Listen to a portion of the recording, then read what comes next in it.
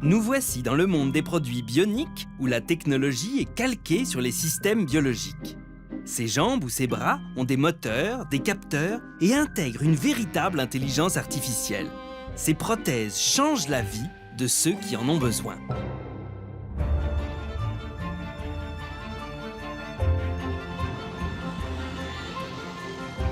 Le professeur Berthold Meyer est chercheur en psychologie sociale à l'université de Chemnitz, en Allemagne. Il est né sans bras gauche, mais son handicap, il ne le cache plus, même en public, devant ses étudiants.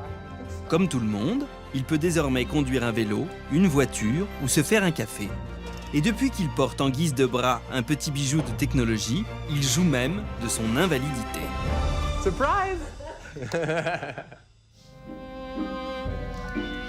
La main bionique que porte Berthold a été inventée par David Goh, fondateur de la société écossaise Touch Bionics, qui la commercialise aujourd'hui. C'est la première prothèse de main au monde qui soit entièrement articulée. L'utilisateur peut bouger individuellement chaque doigt, donc gérer toutes les situations de la vie quotidienne.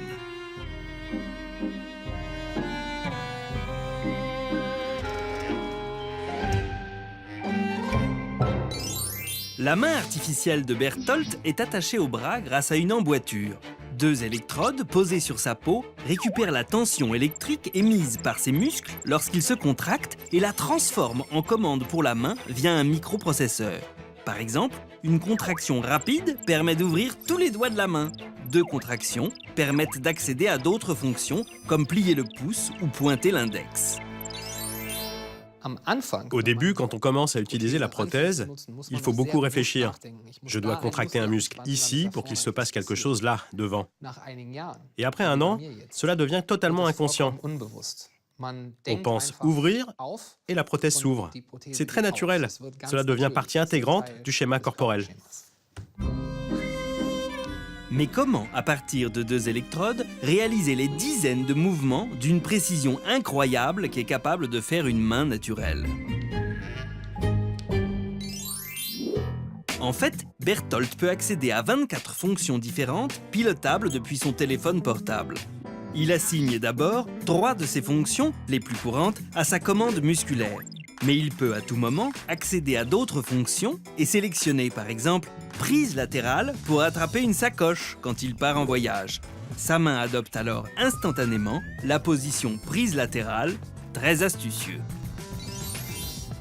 Je peux par exemple appuyer sur montrer du doigt et la main montre du doigt. Je peux appuyer sur prise de précision et la main effectue la prise de précision. Grâce à cette technologie, Berthold peut donc attraper un objet fragile qui n'offre aucune prise, comme un téléphone. Le progrès est vraiment étonnant.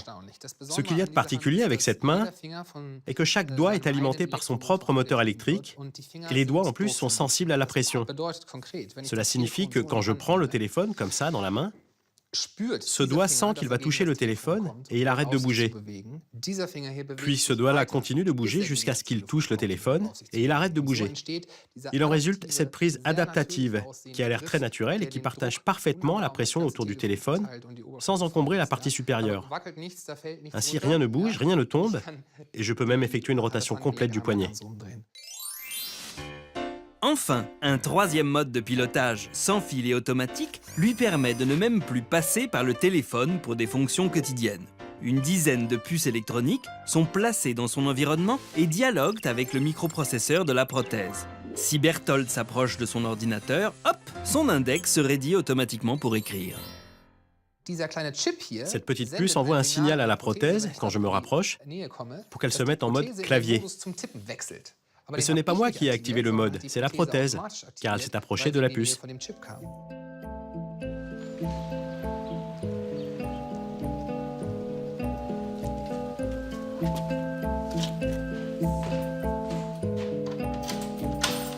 Chaque soir, quand il rentre chez lui, Berthold recharge sa prothèse comme s'il chargeait son téléphone portable. Et le lendemain, c'est reparti pour 24 heures d'autonomie. En fait, c'est très simple. Ici, il y a 2 électrodes. On peut les voir ici et là dans l'ouverture. Il suffit de l'enfiler comme ceci. Voilà, c'est tout. On allume. La prothèse a toujours besoin de quelques secondes pour démarrer. Voilà, c'est fini. J'en ai aussi une en noir.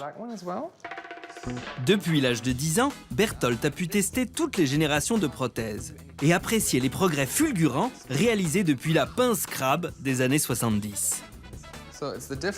C'est la différence entre celle-ci et celle-là. Laquelle préféreriez-vous avoir? Avant, les gens avaient de la compassion pour moi, parfois même du dégoût, quand je portais l'ancienne prothèse ou pas de prothèse du tout. Mais avec cette prothèse bionique, les personnes viennent vers moi avec intérêt. Les enfants parfois même avec émerveillement. Cela signifie que le rapport que les autres ont avec moi a changé depuis que je porte cette prothèse. Cela me donne une toute autre confiance en moi. Cet effet psychologique est pour moi tout aussi important que l'aspect fonctionnel.